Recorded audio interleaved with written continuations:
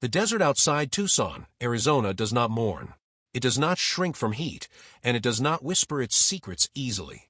For thousands of years, the Catalina foothills have watched the sun burn everything it touches and swallowed whatever was left in the dark. It is a landscape that keeps things, bones, stories, and now, apparently, an 84-year-old grandmother. On the night of January 31st, 2026, that ancient silence became the backdrop for one of the most chilling and baffling disappearances in modern American history.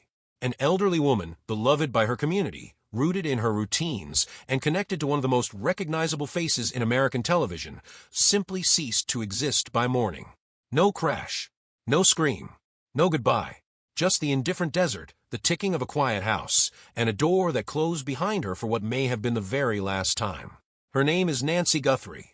She was 84 years old, born Nancy Ellen Long on January 27, 1942, in Fort Wright, Kentucky. She had lived in the Tucson area for more than 5 decades, having settled there with her family in the early 1970s. She raised 3 children, Savannah, Annie, and Cameron, largely on her own after the devastating loss of her husband, Charles Guthrie, who died at just 49 years old during a mining exploration trip in Mexico in 1988. Nancy did not collapse under that grief. She rebuilt. She planted herself into the soil of Arizona and grew into the kind of woman that neighborhoods depend on, present at every Sunday service, never missing a birthday, sharp in mind and generous in spirit. She was, by every account of those who knew her, a fortress of warmth. And on a Saturday night in January, while her daughter Savannah was preparing to co-host coverage of the 2026 Winter Olympics for NBC, that fortress was broken into without a single window being shattered. This is the story of what happened next. It is a story about a grandmother of federal investigation, a masked figure carrying a backpack, a $6 million ransom demand in Bitcoin, and the agonizing, grinding search for a woman who seems to have been absorbed by the darkness between one camera frame and the next. It is also a story about something deeper and more disturbing, the revelation that in an age when we believe we are watching everything, someone learned how to walk between the cameras and disappear entirely. The FBI opened that pathway. What they found inside, it shook the world. On the evening of January 31st, 2026, Nancy Guthrie did what she always did on a Saturday. She spent time with family. She had dinner, she played games with her relatives, she laughed and talked, and she returned to her home in the Catalina foothills north of Tucson at approximately 9:45 to 9:50 in the evening, dropped off by family members after a perfectly ordinary night. Nothing about those hours suggested catastrophe. There were no arguments, no unusual visitors, no shadow at the edge of the yard. She went inside. The garage door closed. The house went quiet. She was expected the following morning at a friend's home to attend a virtual church service, a ritual that had become part of the comfortable clockwork of her later years. She liked the familiar rhythms that organized her days and connected her to her community. When she did not appear for that Sunday morning service, her friends knew something was wrong.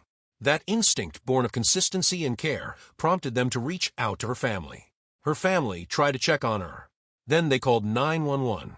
By the afternoon of February 1st, 2026, Nancy Guthrie was officially reported missing. What greeted the first responders when they arrived at her home in the Catalina foothills would immediately confirm their worst suspicions. This was not a case of a confused elderly woman wandering off into the desert. This was something far more deliberate. Drops of Nancy's blood were found on the front porch. The Pima County Sheriff, Chris Nanos, did not mince words when he addressed the media. He believed Nancy had been abducted. From that moment forward, the investigation shifted gears entirely, and the full machinery of American law enforcement began to turn. The Pima County Sheriff's Department led the initial response, but within hours, the FBI's Phoenix field office was deeply involved. U.S. Customs and Border Protection deployed drones over the rugged high desert terrain. Search and rescue teams, K-9 units, and helicopter crews swept the land surrounding her property. Neighbors were interviewed. Cameras were reviewed. The quiet retirement community that Nancy had called home for decades was transformed overnight into a federal crime scene, with black SUVs lining the roads and investigators in protective gear combing through her property for any trace of where she might have gone and who had taken her. In the early days of the investigation, a critical piece of evidence emerged from the very technology that was supposed to keep Nancy safe. The FBI obtained and reviewed footage from a Nest doorbell camera installed at her front door. What that footage revealed sent a visible shockwave through the investigation and through the public when it was released.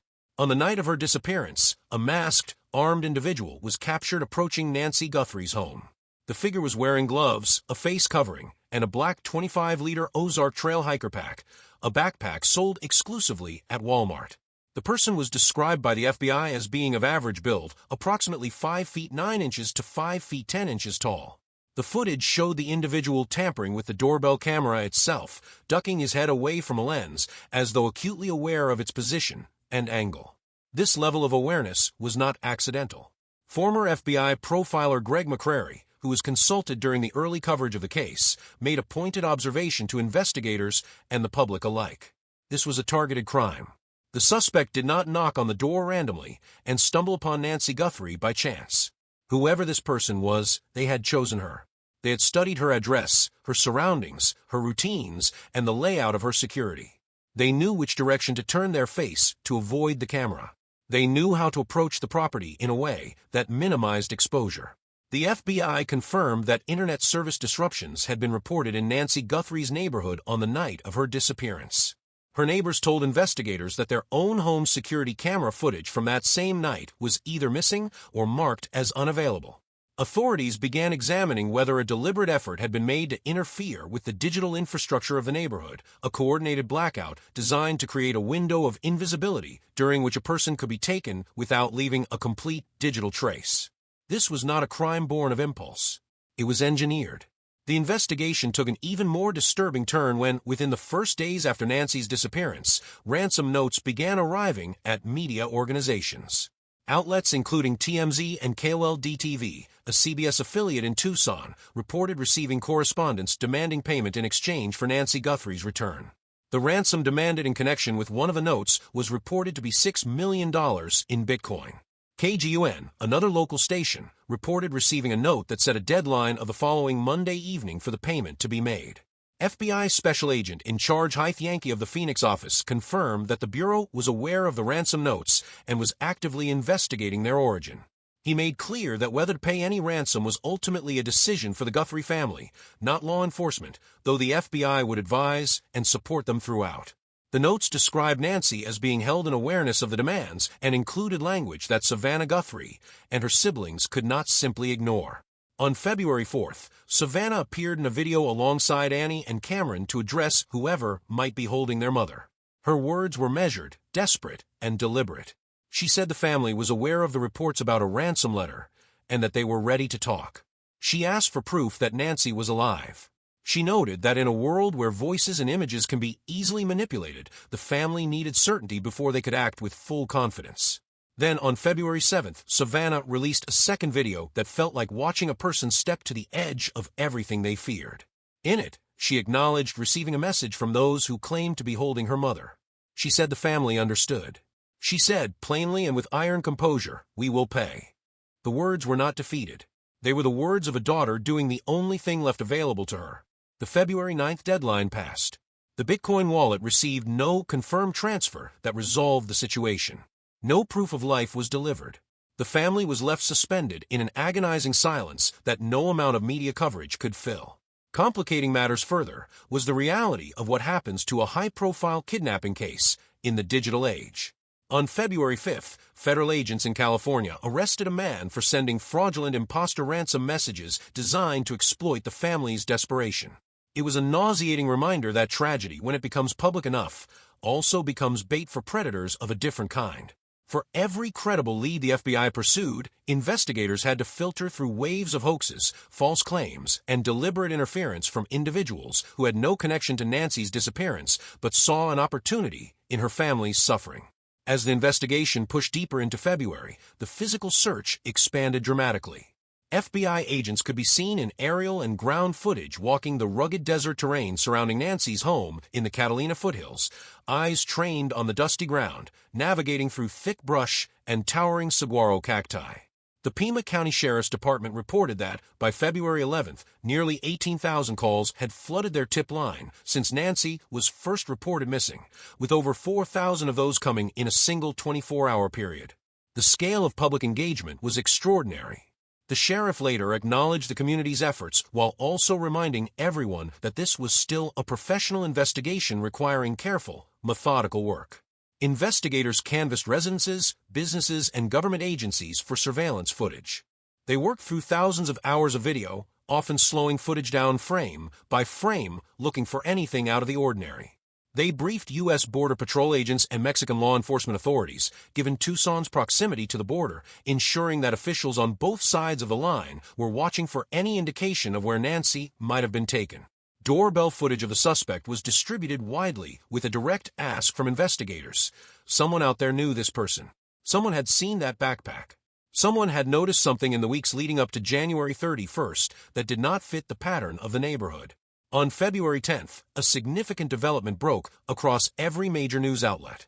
Authorities detained a person for questioning after a traffic stop south of Tucson, near the border community of Rio Rico, roughly 60 miles from where Nancy had disappeared. Law enforcement executed a search warrant at a home and vehicle in that area. The detention sparked immediate speculation, and the nation leaned forward. But by the end of the day, the individual was released. No charges were filed. Nancy's whereabouts remained unknown.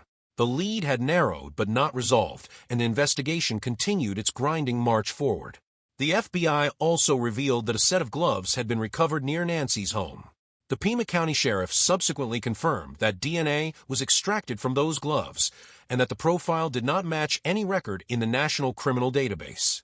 It was a result that felt, to the public watching, like the ground giving way. The DNA existed. A profile existed.